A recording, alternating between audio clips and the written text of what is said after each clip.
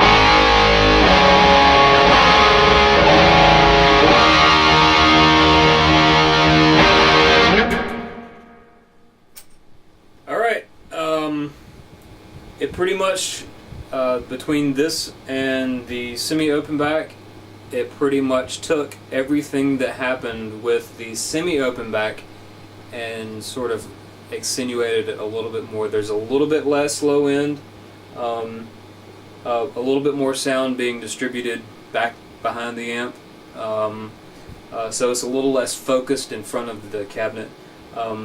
There's a little bit more mid-range that I hear, and the high end is really relatively unchanged. But like I said, since there's more sound being distributed back behind the cabinet, it does appear, to my ears at least, to sound bigger in the room. So if you're, like with the semi-open back, what I said about that, if you're playing in a situation where you need to sound a little bit bigger in the immediate area of where your equipment is, opening the back up a little bit seems like a good way to do that. But if you're playing somewhere like a studio, for example, where you want a really focused, tight sound, and not a lot of microphone bleed where you get all the ambient sound bouncing around, then you would definitely want to keep the back closed to avoid throwing sound all over the place. So those are the 3 ways that you can use this. You can also take the other panel completely off, so it's totally wide open if you need even more sound projection, but you'd have to figure out what to do with the input jack. But anyways, alright, well that about wraps things up for my review of the WhiteBox Engineering 212 cabinet review.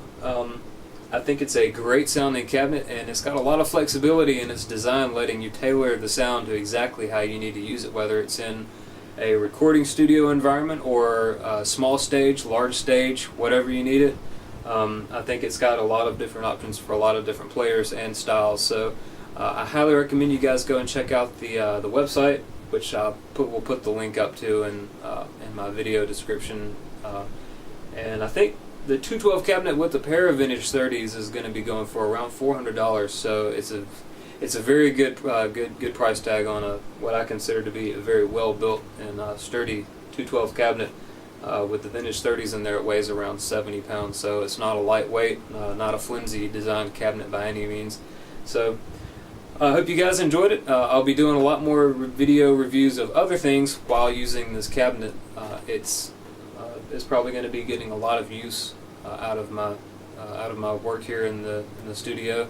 The Port City's not going anywhere, but I think this is going to be getting a lot more use in the immediate future, just to see what all it can do and see how it can be tailored to different playing styles, different guitars, different amps, and things like that, just to get a better idea of how it's voiced.